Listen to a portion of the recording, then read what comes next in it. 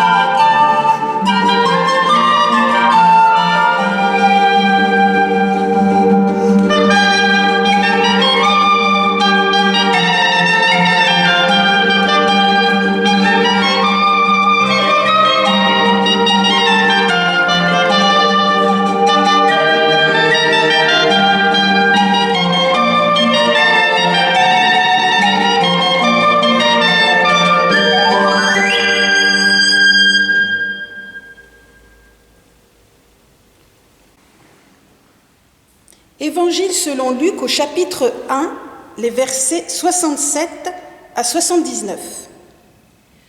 Son père Zacharie fut rempli du Saint-Esprit et prophétisa en ces termes. « Béni soit le Seigneur, le Dieu d'Israël, parce qu'il a visité et racheté son peuple. Il nous a donné un puissant sauveur dans la famille de son serviteur David. C'est qu'il avait annoncé par la bouche de ses saints prophètes des temps anciens, un sauveur qui nous délivre de nos ennemis et de la domination de tous ceux qui nous détestent.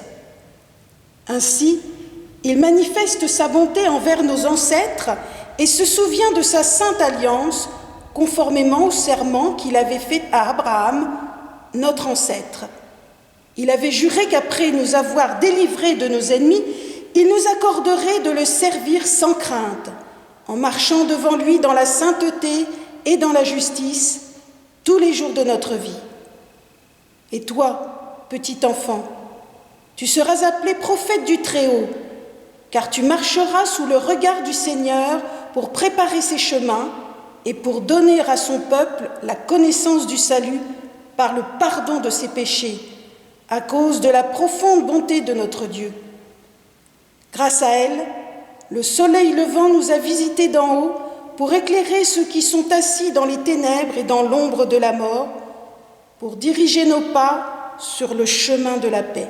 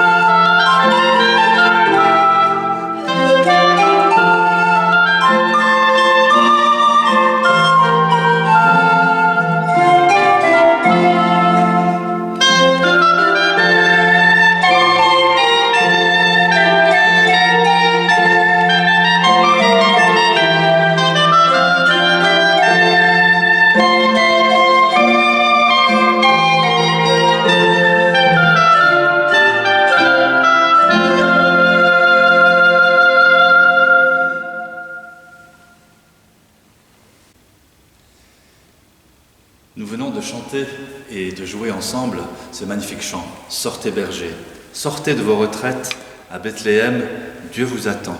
L'enfant promis par les prophètes naît ici-bas en cet instant. » Et ce chant fait référence à ce texte de Luc 2, versets 1 à 14, cette annonciation aux bergers « Allez, courez à Bethléem et découvrez votre Sauveur qui vous attend. » Il y a une joie profonde dans ce texte qui, à chaque fois que je le lis ou je le chante, me saisit intérieurement. La joie, c'est le moteur de la vie, c'est notre puissant moteur. Et pourtant, si vous posez une joie, comme disait le pasteur Zeissig, sur une vie qui va vers rien, cette joie ne dit rien. Mais posez la même joie sur une vie qui a une espérance, alors elle se lie à tout le reste et chante toute une mélodie. Luther lui-même disait « À un bon sermon répond une bonne chanson ». La flûte de Pan, quand on joue dessus, c'est un instrument tout simple, c'est un instrument de berger. Il y a juste quelques tubes de bambou collés les uns aux autres, accordés avec de la cire d'abeille. Et pourtant, la flûte est un instrument qui sait chanter la joie. C'est un instrument, qu'il soit d'un seul tuyau, comme la flûte à bec, ou comme ma flûte avec 26 tuyaux, qui a accompagné les bergers dans toute leur transhumance. Car cette flûte leur ressemble. Elle voyage léger, elle fait à peine 400-500 grammes. Elle est simple à construire, facile à transporter, et sa mélodie s'élève dans les grands espaces. Elle porte loin grâce à l'écho, mais elle est aussi fragile. Elle est souvent traitée d'instrument du folklore. Et pourtant, l'instrument qui est là est aussi capable d'exprimer un peu comme une voix cette joie profonde, une joie sans filtre, exactement comme celle des bergers. Ceux justement qui furent les premiers destinataires de cette bonne nouvelle de la naissance de Jésus-Christ, leur sauveur. Ces bergers étaient nomades, de mauvaise réputation, de piètres croyants, disait-on, car incapables de respecter les traditions juives, parce qu'ils étaient tout le temps partis, ils ne pouvaient pas se rendre au temple. Ils étaient fragiles aussi, solitaires, exposés au grand vent, même à la violence, peu éduqués. Et pourtant, le message de cette super bonne nouvelle leur est adressé en premier. Et quel message! En fait, qui de mieux que ces migrants sans rien à eux, et oui, leur troupeau ne leur appartenait même pas, pour ressentir au plus profond d'eux-mêmes cette très très grande joie, celle de découvrir l'enfant Jésus, ce Messie tant attendu, et qui de mieux que ces grands fragiles pour comprendre la fragilité de ce bébé, là au fond d'une étable. Et puis ensuite, quel meilleur témoin pouvait-il être que ces voyageurs infatigables pour chanter, pour clamer, pour claironner, pour faire écho à ce message du salut porté par l'enfant Jésus. Qui de meilleur d'eux qu'eux? Car leur job, c'est de protéger leur troupeau. Enfin, qui de plus compétent pour offrir une protection bienveillante à cet enfant qu'Hérode cherche déjà à faire mourir? Et cet exemple a été repris par Jésus lui-même, que l'on a appelé le bon berger, et qui qualifiera lui-même plus tard ses disciples chargés de transmettre son message de pasteurs, dont les héritiers sont nos pasteurs et prêtres d'aujourd'hui. Tout au long de son ministère, Jésus mettra l'accent sur les plus petits, sur les enfants eux-mêmes, qui dans leur simplicité, comme les bergers, seront capables de se confier à lui, de l'accepter et de répondre à son message. L'annonce aux bergers « Sortez bergers » est un signe annonciateur que pour Dieu, personne n'est exclu de la grâce. Et ces bergers se sont hâtés d'aller à Bethléem, ils en repartent en se hâtant à nouveau, mais cette fois-ci pour répandre cette bonne nouvelle. Nous pouvons le faire nous aussi, en ce jour de Noël, malgré nos limites, malgré les épidémies, malgré la violence qui nous entoure, car l'amour de Dieu dépasse tout cela. Et nous pourrons alors reprendre en chœur, et malgré nos masques, ce chant porté par les anges. Gloire à Dieu, au plus haut des cieux, et paix sur la terre aux hommes qu'il aime.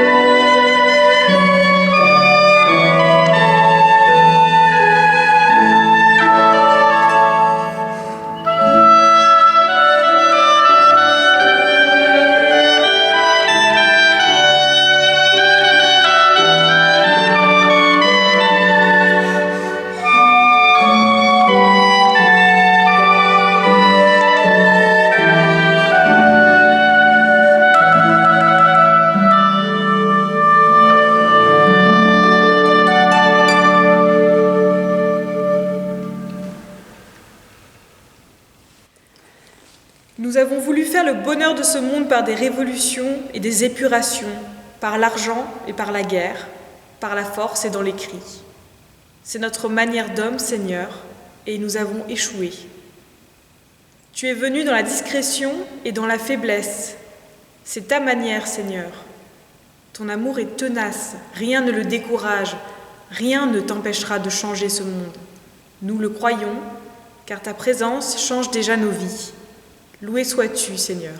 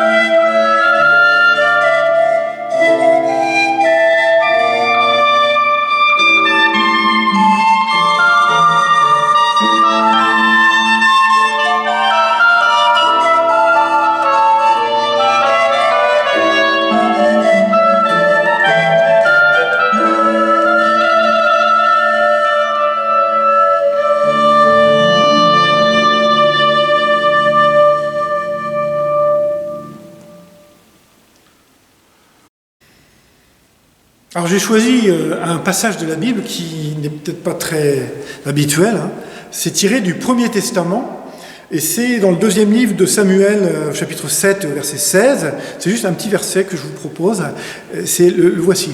« Et ta maison et ton règne seront établis pour toujours. » Ça peut paraître étrange, mais en fait c'est une parole qui a été adressée par le prophète Nathan au grand roi David, après des grandes victoires militaires et politiques où le peuple d'Israël était vraiment très très bien conduit et atteignait son apogée sur le plan géopolitique.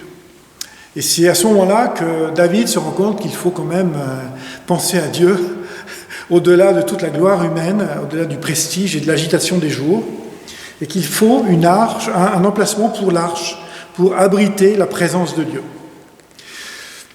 J'ai choisi ce passage parce que c'est une vision. C'est une vision à long terme. Pour David qui en avait lui aussi besoin, parce que David, certes, qui était le plus grand roi d'Israël, il a eu lui aussi ses passages à vide.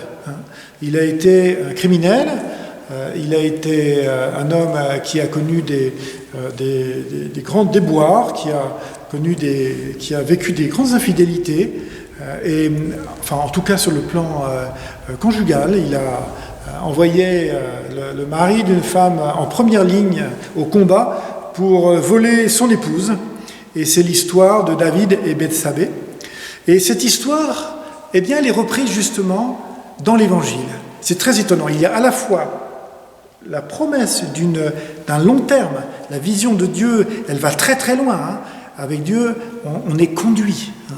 C'est très encourageant pour David. Et en même temps, cette histoire sainte, eh bien, elle est relatée dans les évangiles.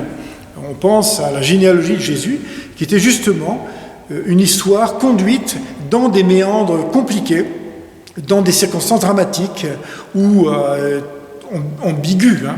Je pense à Tamar, à Rahab, à Ruth, et puis bien sûr la femme d'Uri, on dit pudiquement par cette expression, mais pour ne pas nommer Bethsabée, l'épouse de David. Alors, Christ lui-même, Jésus, que nous célébrons à Noël, eh bien c'est celui qui s'est approché de nous, de la part de Dieu, et qui a endossé toute cette histoire, toute cette généalogie. Et vous voyez, quelque part, Jésus, il réunit dans son histoire, eh bien, ce que nous sommes. Et il ne rougit pas de la famille qui s'est choisie. Il n'a pas honte de nous. Et c'est en ce sens que l'Évangile est vraiment une promesse magnifique. Parce qu'on vit dans un monde un peu implacable, qui ne donne pas aux gens une seconde chance. En tout cas, rarement. Un monde dans lequel chaque geste est compté, où tout est observé, où on observe la surface sociale, et où on n'a pas le droit à l'erreur.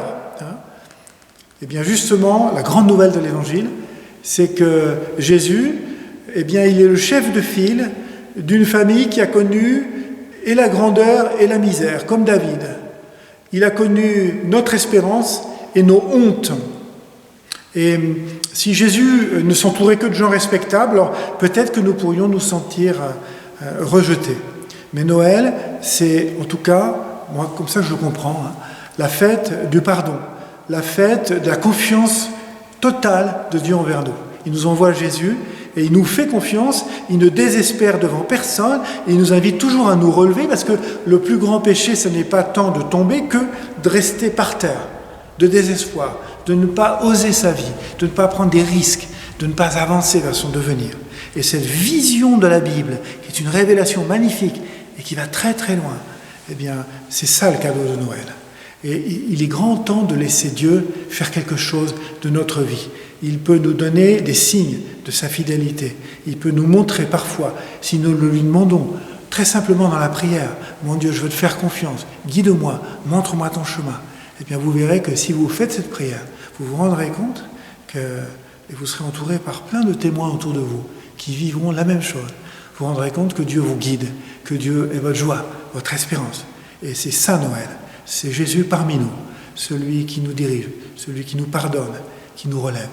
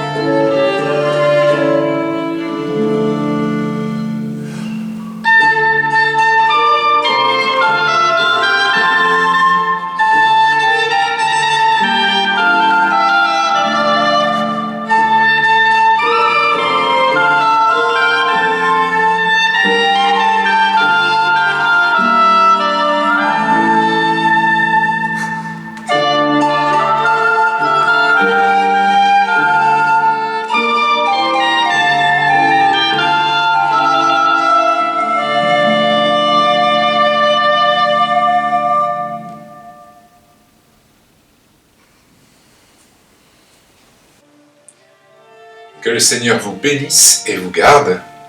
Nous pensons particulièrement à tous les enfants des orphelinats soutenus par la Fondation La Cause. Nous pensons aussi à toutes les personnes déficientes visuelles que la cause accompagne. Tous les solos et tous les couples, et particulièrement à vous. Nous vous disons un bon Noël.